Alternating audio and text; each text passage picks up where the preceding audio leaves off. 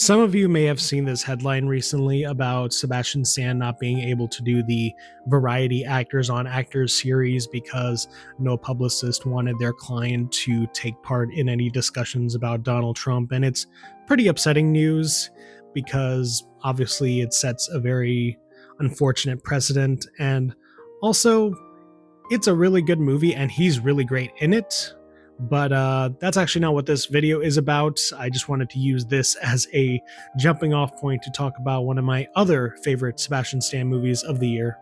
And that movie is A Different Man, which is a film that I think just about everybody should watch, not only because it's a really great movie, but it explores and dissects a very particular type of person and mindset that I feel is very needed, especially nowadays. So the basic setup of the film is that Sebastian Stan plays a guy named Edward who has neurofibromatosis, which leads him to having this extreme facial disfigurement, and he decides to take part in this experimental medical trial that essentially cures him of all this, and he begins to get the opportunities that he hasn't been able to get before.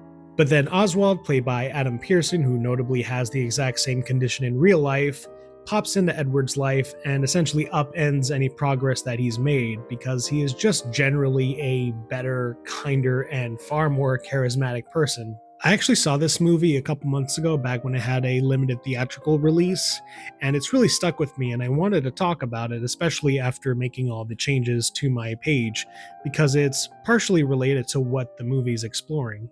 There's a phenomenon that you can see on social media as of late where people will kind of talk about how proudly unsociable they are, how they would, rather stay home than go out, and how they hate talking on the phone.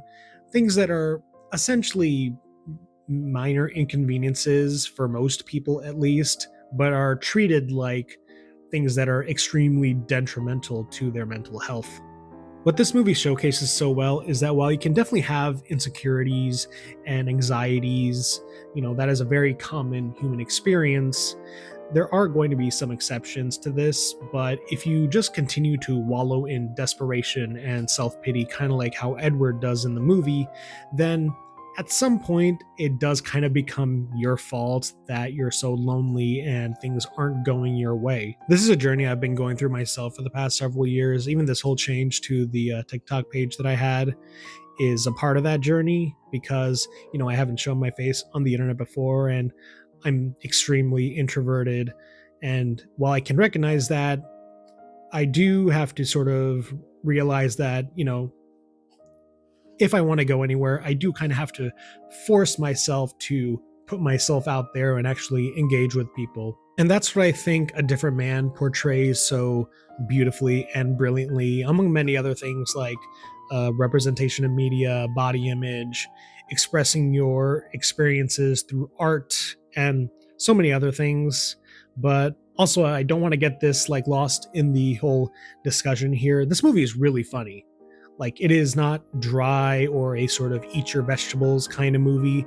It's very, very entertaining. And if you haven't seen it, I would definitely recommend you check it out. It's available on video on demand, so you should be able to find a place to rent it if you are interested in seeing it.